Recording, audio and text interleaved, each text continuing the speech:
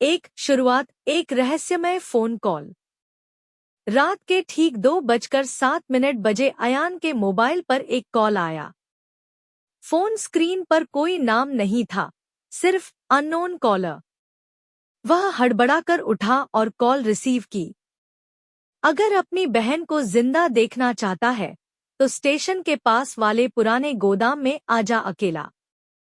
आवाज भारी और कर्कश थी, जैसे किसी ने जानबूझकर बदल दी हो। अयान कुछ बोलता उससे पहले ही कॉल कट हो गया।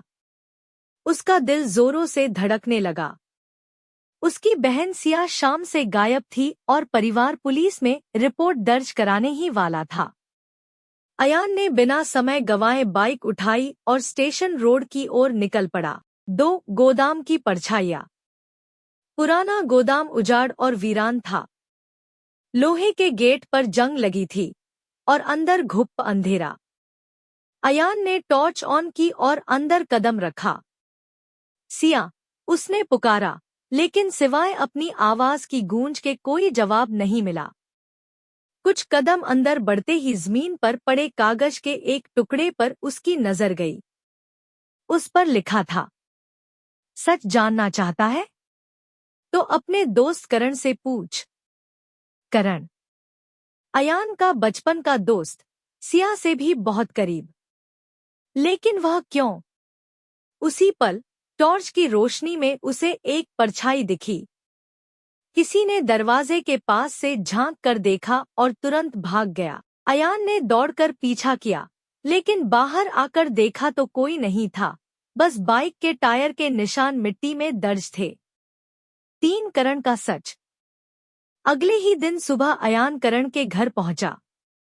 करण नींद में था, पर जैसे ही उसने सिया और गोदाम का जिक्र किया, करण के चेहरे का रंग उड़ गया। क्या मतलब है तेरा? मैं नहीं जानता कुछ, करण लड़खड़ाते हुए बोला। मत झूठ बोल, मुझे सब पता चल चुका है।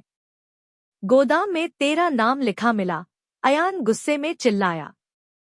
करण की आंखों में आंसू आ गए। उसने थरथराती आवाज में कहा, अयान, मुझे मजबूर किया गया था। वो लोग मेरी बहन को नुकसान पहुंचा सकते थे।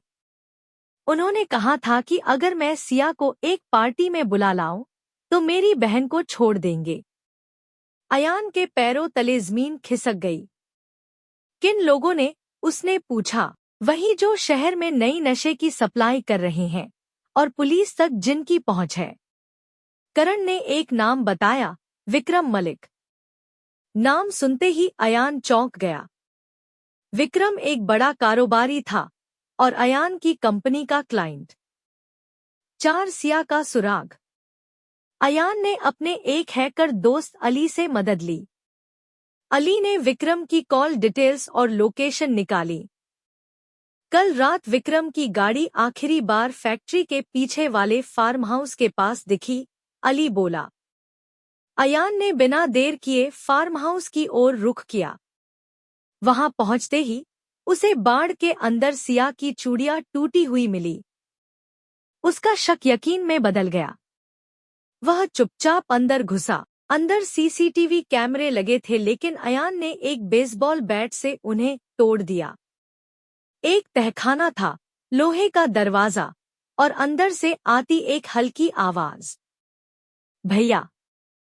वह सिया की आवाज थी।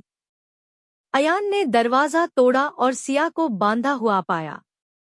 वह डर से कांप रही थी। मैं आ गया सिया, उसने उसे गले से लगाया। लेकिन जैसे ही वह बाहर निकले, विक्रम और उसके 2 गुर्गे सामने खड़े थे। बहुत होशियार बनता है तू, अयान, विक्रम बोला।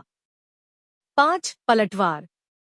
लेकिन तू भी कम नहीं, अयान मुस्कराया। अगले ही पल पुलिस की गाड़ियां वहां आ पहुंची। करण ने अपनी गलती स्वीकार कर ली थी और सारा राज पुलिस को बता दिया था। साथ ही अली ने पूरे वीडियो फुटेज और कॉल रिकॉर्डिंग भेज दी थी। विक्रम को रंगे हाथों पकड़ा गया। सिया रो रही थी।